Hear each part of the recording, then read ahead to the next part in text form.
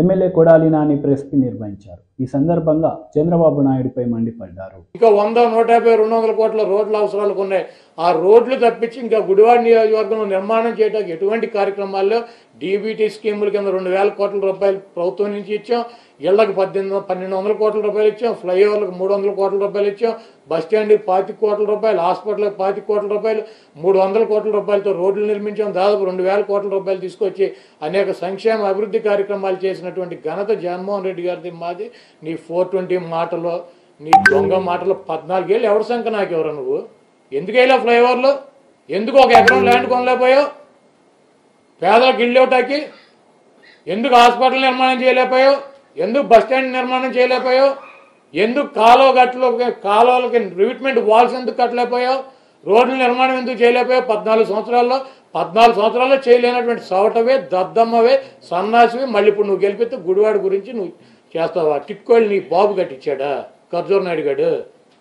టిట్కో ఇళ్ళు స్థలం కొంద రాజశేఖర రెడ్డి గారు ఇక్కడ ఉన్నటువంటి లబ్ధిదారుల దగ్గర డబ్బులు వసూలు చేశాడు. 80 కోట్ల రూపాయలు, 44 కోట్ల 45 కోట్ల రూపాయలు కాంట్రాక్టర్లకు ఇచ్చి పునాదులు వేసి వెళ్ళిపోయినటువంటి నీచుడు చంద్రబాబు నాయుడు.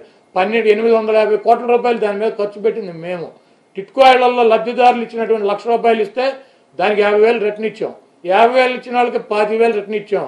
25,000 కట్టించినటువంటి 2,000 ఇళ్ళకి ₹1 తీసుకుని మిగిలిన అమౌంట్లు వెనక్కి ఇళ్ళు ఇచ్చినటువంటి ముఖ్యమంత్రి జగన్మోహన్ రెడ్డి గారు.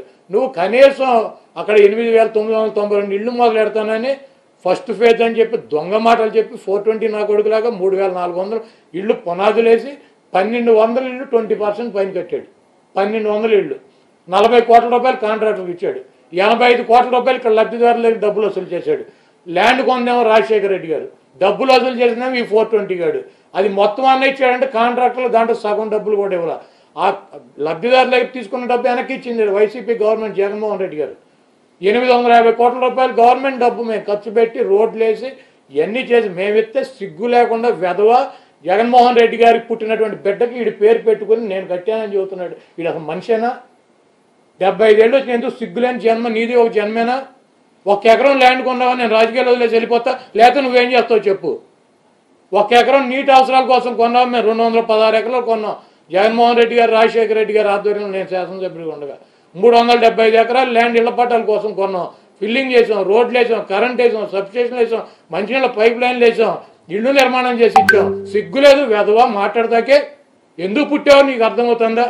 మనిషి జన్మ ఎత్తగానే సరిపోద్ది. అబద్ధాలు అబద్ధాలు అబద్ధాలు అబద్ధాలు. నీ ఏం జన్మరా బాబు నీది? 420 గాడు. ఆ రోజు ఎన్టీ రామారావుని గంజాయి మొక్క అన్నాడు.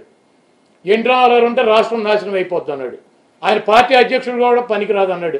ఈ ప్రాంతంలో పుట్టినటువంటి శాసనసభ్యుడు, ఈ ప్రాంతంలో పుట్టిన